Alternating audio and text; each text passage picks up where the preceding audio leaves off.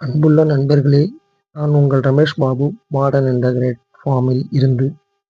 எனது சேனலை சப்ஸ்கிரைப் செய்து வைத்துக் கொள்ளுங்கள். ஆடு எப்படி லாபகரமாக வளர்ப்பது? ஒரு 5-6 விஷயம் இருக்கு. அதை கடைப்பிடித்தால் போதும். ஃபர்ஸ்ட், சரியான இனத்தை தேர்வு செய்தல். முதலில் கவனிக்க வேண்டியது, நாம் எந்த ஆட்டை தேர்ந்தெடுத்து வளர்ப்பது. ஆடு 2 வகைப்படும். ஒன்று வெள்ளாடு, மற்றொன்று செம்மறி ஆடு. பெரும்பாலும் வெள்ளாடு வகையை வளர்க்கிறார்கள். இந்த வெள்ளாட்டு வகையில் நிறைய ரகங்கள் இருக்கிறது. போயர், தலைச்சேரி, சிரோகி, சேலங்கருப்பு, பல்லை ஆடுகள், கொடியாடுகள் போன்று இருக்கிறது. நமது ஊருக்கு எந்த ரகம் செட் ஆகிறதோ, நமது தட்பவெப்ப நிலையை தாங்கி வளரும் ஆட்டை தேர்ந்தெடுத்து வளர்த்தால் நாம் லாபகரமாக ஆட்டுப்பண்ணையை வழிநடத்த முடியும். நான் எனது ஊருக்கு செட்டான பல்லை ஆடுகளை வளர்க்கிறேன். இதுதான் ஃபுல்லா பல்லை ஆடு தான். இது எல்லாமே பார்த்துங்க.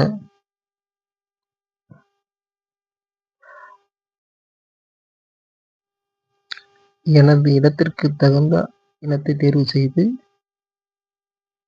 வளர்க்கிறேன். நம்ம அடுத்தது பார்க்கக்கூடியது என்னன்னு பார்த்தோன்னா தீவன மேலாண்மை.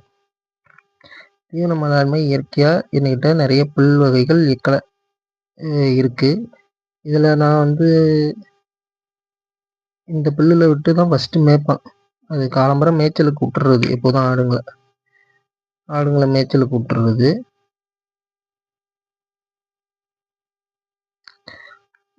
அது பாருங்க, என்னோட ஆடுகள் மேயுது, வெளியில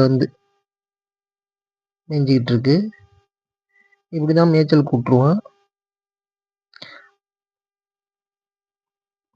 அது மேயறதுனால என்ன லாபம்னா, நம்மளுக்கு தீவனம்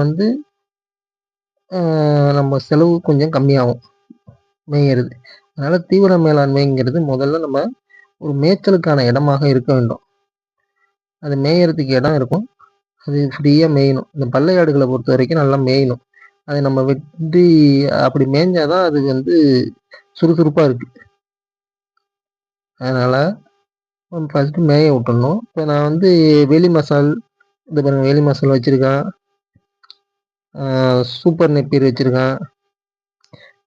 இதெல்லாம் மேய்ஞ்சிருக்கு வேலி மசால்லாம். அது பாருங்க, நீட்டாக இருக்கும்.